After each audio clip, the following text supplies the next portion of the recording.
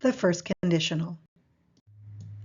The first conditional is also called a real conditional in the future because it is used to talk about possible, like real possible situations in the future.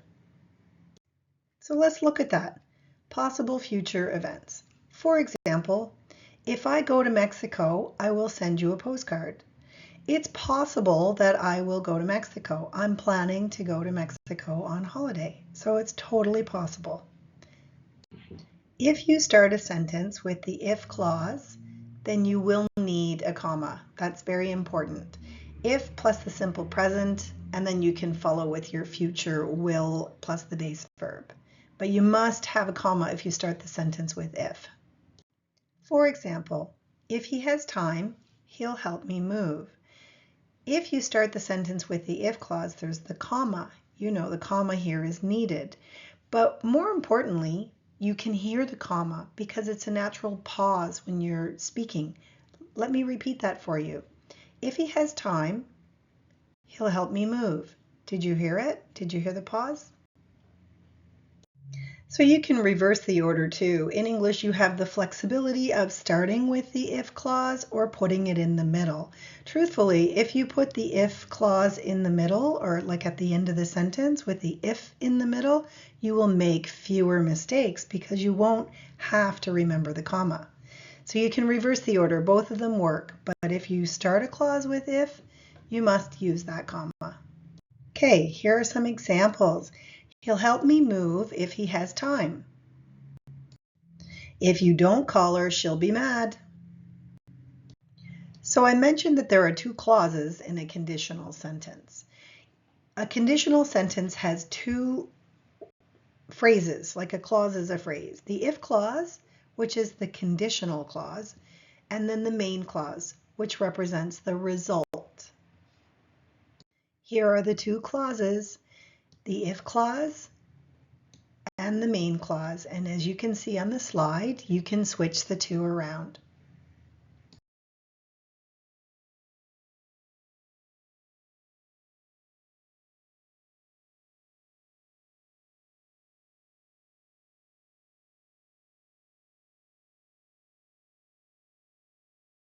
If you steal money, you will go to jail.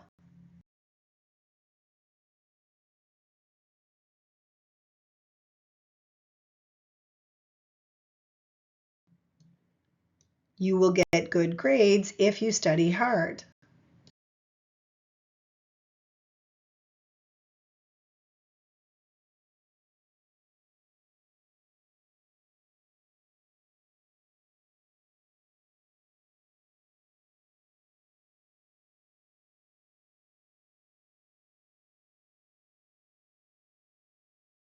You will catch the bus if you run. You can see that the condition is if. If you run, then the result is you will catch the bus. One more. If it rains tomorrow, comma, we will bring an umbrella. What if you want to make it a negative sentence? Easy. All you have to do is add not. An example of a negative sentence, we will not bring an umbrella if it rains tomorrow. What if you want to make a question? So if you want to make a conditional question, you can start with a WH question if you want. What will happen if you don't pass the course?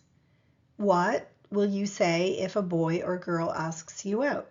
What will you do if you go to Vancouver? So you can see the will, the future part of the clause, is at the beginning and if is at the end.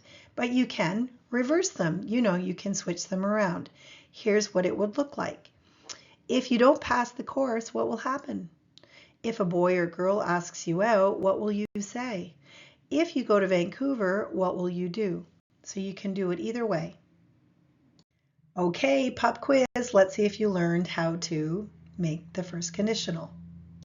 Okay, pop quiz. Try to conjugate the verbs in parentheses. I'll give you a few minutes to do that. You can pause the video here and check your answers on the next slide. Did you get the answers correct? Let's take a look. You'll be strong if you exercise every day. If you practice English every day, you will speak it fluently. If you leave now, you'll arrive in time for the party. If it's hot, we'll go swimming. You try.